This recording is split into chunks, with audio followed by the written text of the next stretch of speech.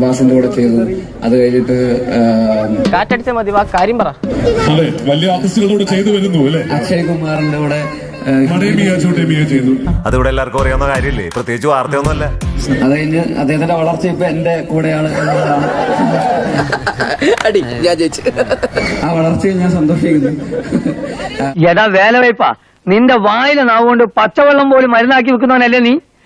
ഇതിനുള്ള മറുപടികളൊക്കെ വരും, കുറച്ചുകൂടി സമയം കാത്തിരിക്കണം നമുക്ക്.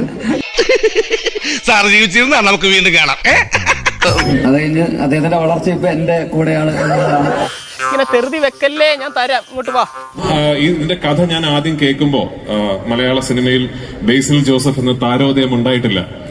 പാച്ചേട്ടാ അവമാനിക്കരുത്, ഞാൻ നല്ലൊരു കുടുംബത്തിൽ പറഞ്ഞവനാണ്. അങ്ങനെ ഒരു 2-3 വർഷക്കാലം കൊണ്ട് അദ്ദേഹം ഒരു വലിയ സ്റ്റാറായി മാറുകയും പറഞ്ഞത് പൊലിപ്പിക്കണ്ട, അപ്പൊ കാര്യങ്ങൾ വാടകയ്ക്ക്. അദ്ദേഹത്തോടൊപ്പം ഈ സിനിമയിൽ അഭിനയിക്കാൻ സാധിച്ചതിൽ ഞാൻ കൃതാർത്ഥനായിരിക്കുന്നു.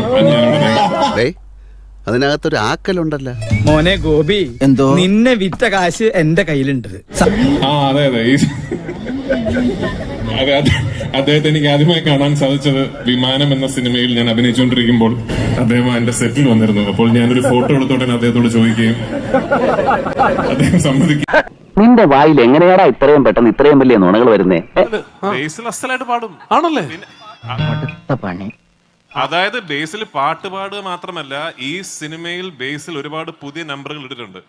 ഇവനാളൊരു സകല കളകല വല്ലവൻ അതിഭീകരമായ ഡാൻസ് കളിച്ചിട്ടുണ്ട്.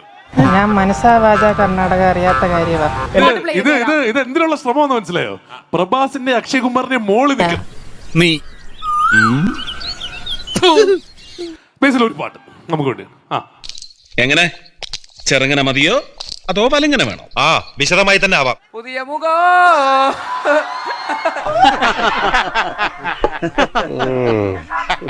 പുതിയ മുഖം. അയ്യോ, ഇനി നിന്നെ കൊണ്ടൊരു പരിപാടിക്ക് ഞാനില്ല. അങ്ങനെ പറയല്ലേ രാമേന്ദ്രൻ, നമ്മൾ ഒരുമിച്ച് നീക്കിക്കൊണ്ടിരിക്കുന്ന ഒരു പ്രസ്ഥാനല്ലേ. ഇനി നീ പറയാതെ 1 ഇഞ്ച് ഞാൻ മുന്നോട്ട് നീങ്ങില്ല. ഉറപ്പാണോ? സത്യം.